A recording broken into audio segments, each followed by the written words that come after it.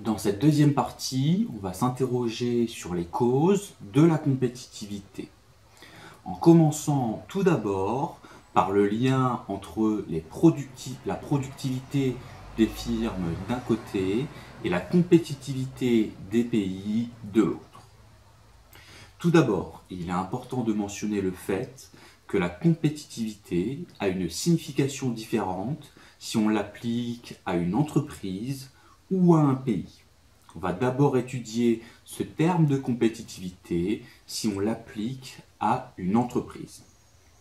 En effet, pour une entreprise, la compétitivité, c'est tout simplement la capacité à faire face à la concurrence en augmentant ou en maintenant des parts de marché.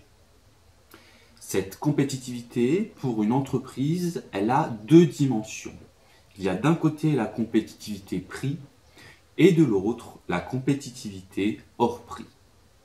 Tout d'abord, commençons par la compétitivité prix.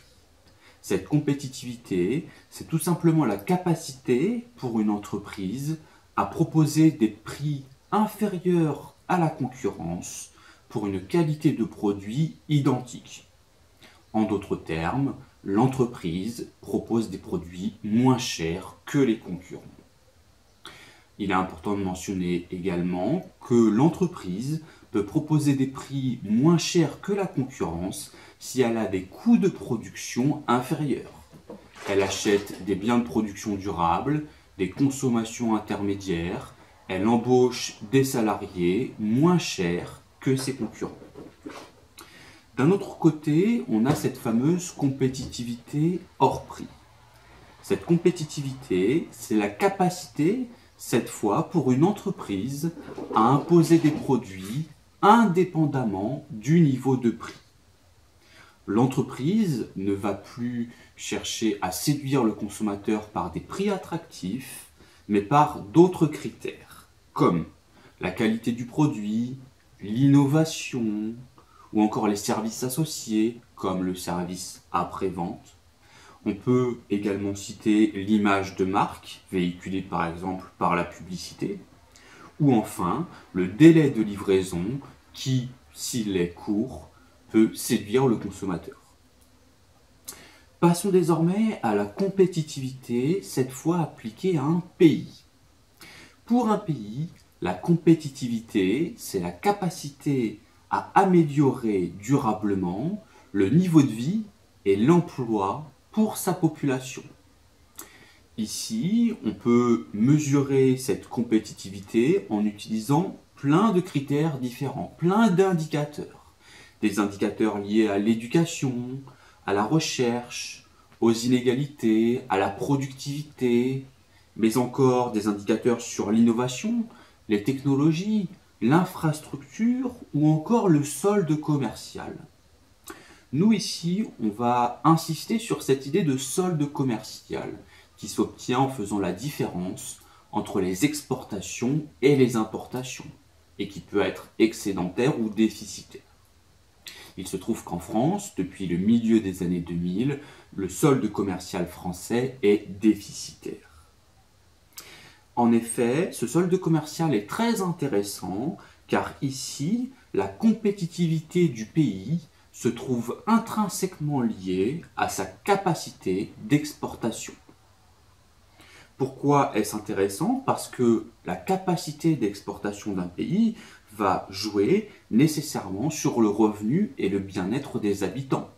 Plus on exporte, plus on va toucher des revenus grâce à ces exportations et plus le niveau de vie des habitants pourrait augmenter.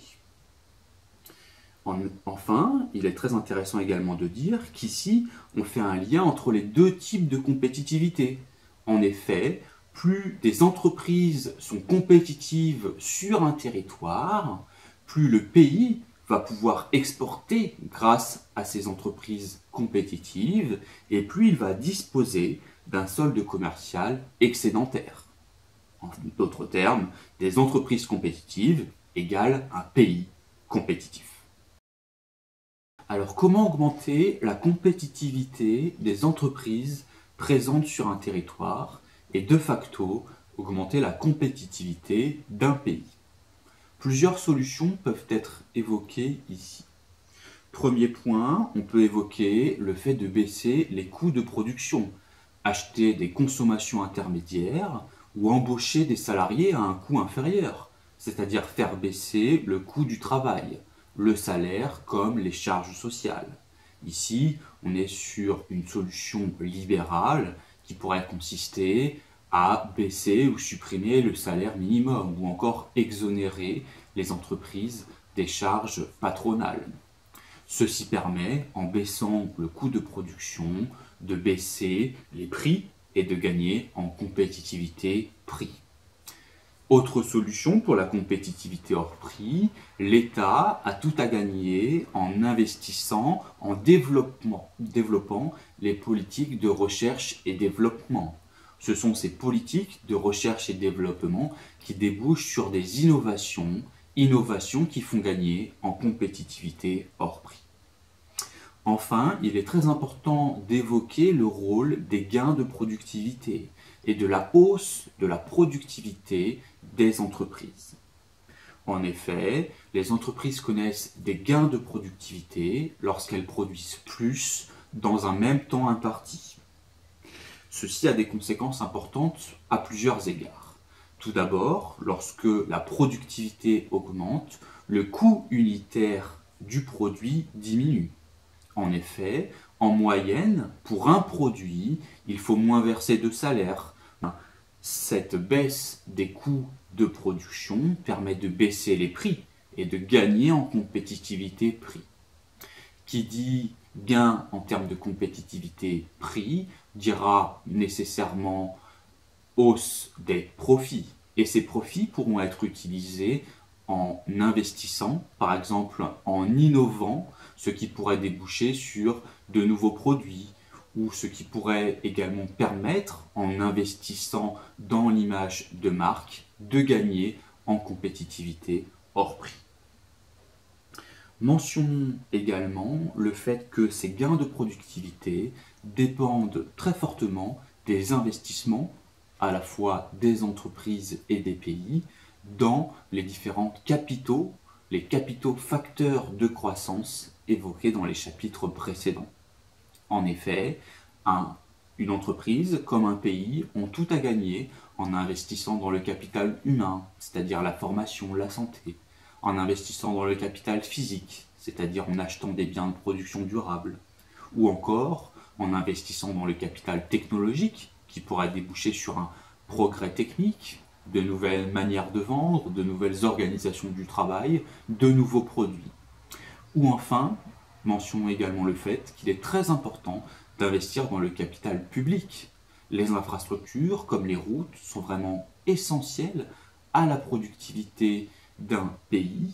Et c'est bien le problème dans des pays comme les États-Unis, où les infrastructures publiques se dégradent, ce qui nuit à la productivité, et donc ce qui va nuire à la compétitivité, à la fois des entreprises, mais également des pays.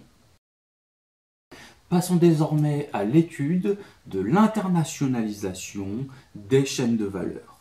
Cette internationalisation des chaînes de valeur étant un moyen à la fois pour les entreprises comme pour les pays de gagner en compétitivité. On parle de chaîne de valeur pour désigner l'ensemble des étapes d'un processus de production permettant de fabriquer un bien ou un service. Parmi ces étapes, on a par exemple la recherche, la conception d'un produit, mais également sa production, ou enfin le marketing qui entoure le produit, ou encore sa distribution dans les points de vente. On dit que cette chaîne de valeur est internationalisée, on parle de chaîne de valeur mondiale, si l'ensemble de ces étapes sont dispersées dans le monde.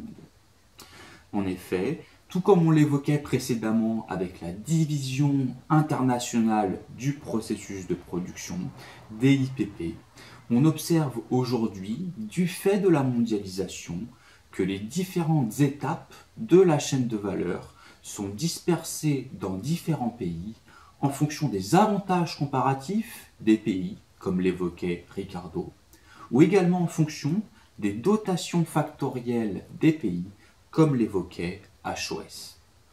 En d'autres termes, les entreprises décident de localiser les différentes étapes de la chaîne de valeur en fonction de la productivité des pays ou en fonction de l'abondance en termes de facteurs de production, ce qui permet d'utiliser ces facteurs de production à bas coût.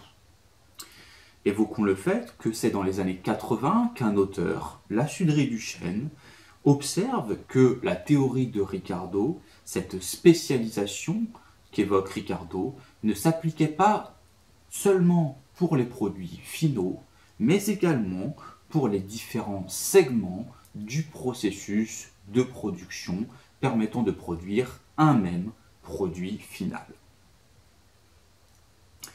Plus précisément, on observe à l'image d'entreprises dans les nouvelles technologies comme Apple, Samsung, que les entreprises choisissent de localiser certaines étapes du processus de production, notamment les étapes qui sont faiblement créatrices en termes de valeur ajoutée, comme l'assemblage des composants, dans les pays à bas coût. Les pays à bas coût, c'est-à-dire les pays à faible salaire, ce qui permet de gagner en quoi? En compétitivité prix. D'un autre côté, ces mêmes entreprises choisissent de localiser les étapes du processus de production qui sont beaucoup plus créatrices en termes de valeur ajoutée, comme la conception du produit, la recherche et développement, le design, le marketing, etc., dans des pays qui disposent d'une main-d'œuvre très qualifiée. On peut penser aux États-Unis ou à l'Union européenne. En tout cas, à une certaine partie de l'Union européenne, l'Europe de l'Ouest. Ceci permet cette fois aux entreprises de gagner en compétitivité hors prix. Comment les différentes firmes réussissent à internationaliser leur processus de production? On va observer ici tout simplement que ces différentes firmes transnationales, FTN, réalisent des IDE. Les IDE, ce sont des investissements directs à l'étranger et qui peuvent prendre différentes formes. Première forme, tout simplement, la création d'une entreprise. Deuxième forme, le rachat d'une entreprise étrangère, par fusion ou acquisition. Troisième forme, la prise de participation au sein du capital d'une entreprise étrangère. Cette prise de participation, elle doit être supérieure à 10% du capital d'une entreprise étrangère. Car en dessous, on ne considère pas que c'est un IDE, mais on considère que c'est un investissement dit de portefeuille.